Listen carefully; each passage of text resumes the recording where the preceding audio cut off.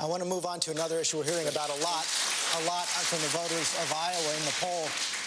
More voters wrote in questions for us on the issue of Iraq than any other single issue. They all wanted to know what your plans were to get out of Iraq and to get out safely from Iraq. And Senator Biden, you've put up an ad just this morning here in Iowa on that subject. Here's part of it. We were leaving Baghdad, and it was pitch black. As I climbed into the C-130, strapped in the middle of that cargo bay was a flag-draped coffin. It turned that cargo bay into a cathedral, and all I could think of was the parents waiting at the other end. We must end this war in a way that doesn't require us to send their grandchild back. Let me turn to the question now, David Yepsen. Governor Richardson, is that ad right, that Senator Biden is the only candidate with a plan? No, I have a plan. Here's my plan. My plan is that to end this war, we have to get all the troops out, all of them. Our kids are dying. Our troops have become targets. My plan has diplomacy, a tripartite entity within Iraq, a reconciliation among the three groups. I would have a division of oil revenues. I'd have an all-Muslim peacekeeping force headed by the United Nations, a donor conference. But none of this peace and peace building can begin until all of our troops are out. We have different positions here. I believe that if you leave any residual forces, then none of the peace that we are trying to bring can happen. And it's important, and it's critically important that we do this with an orderly timetable. But what is key is all of the troops out, no residual forces. You leave residual forces behind, the peace cannot begin. You're right. We do want to have a debate. Senator Biden, what's your reaction to that? My reaction is that it's time to start to level with the American people. This administration hasn't been doing it for 7 years. We should.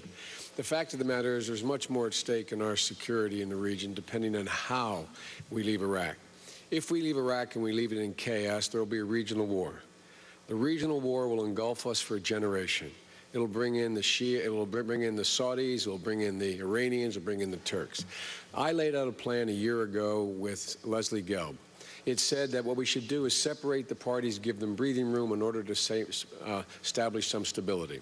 I notice most of my colleagues are coming around to that plan these days. But the bottom line is it's going to take 1 full year if you argued tomorrow to get every single troop out. And when you begin to take the troops out, what are you going to do with the 4,000 or 5,000 civilians that are left inside the green zone?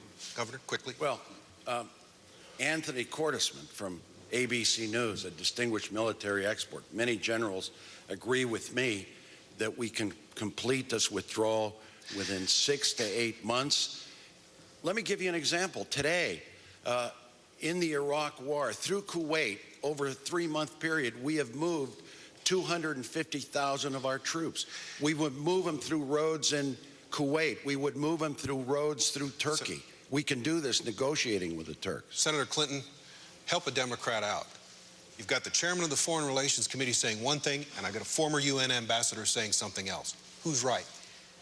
Well, let me tell you what I would do, because I think that we need to do 3 things. We need to begin moving our troops out, and we have to do it carefully and responsibly.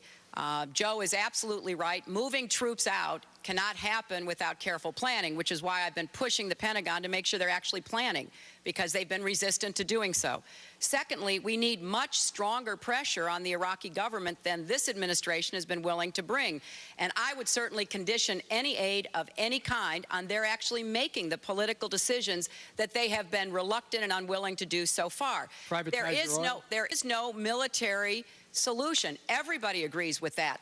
And the political solutions seem to be out of the grasp of the Iraqis because they're still jockeying for power. And then, of course, we would have, as Bill suggested, an intensive regional and international diplomatic effort.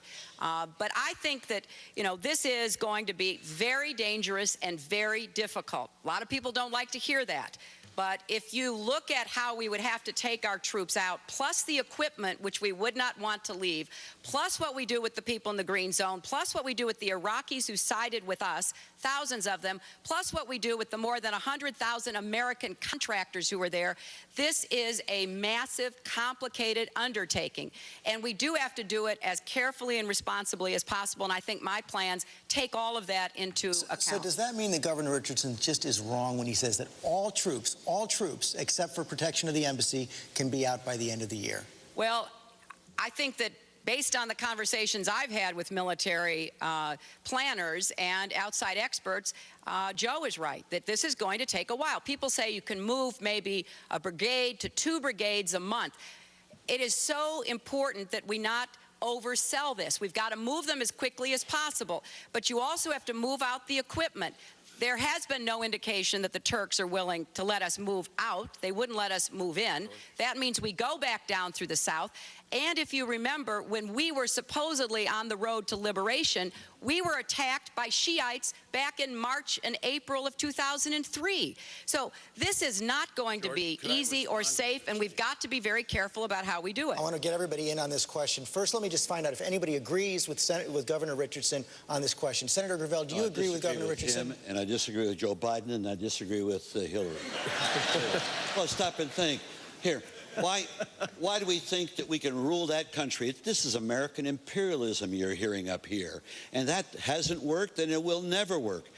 Who are we to tell the Iraqis? We're trying to make them the fall guy, not our stupid mistakes. Oh, it's the Iraqis won't stand up. Tell you what, pull everybody out and turn to the Iranians. Who helped us defeat the Taliban initially? It was the Iranians. So if we don't bring the Iranians to help us, or the Syrians, or the Saudi Arabia, of course it's going to be a disaster. They have more at stake in that area of the world than we do. So, Senator, All we so got you to would do pull out is Senator pull back Edwards and use diplomacy. Thank you.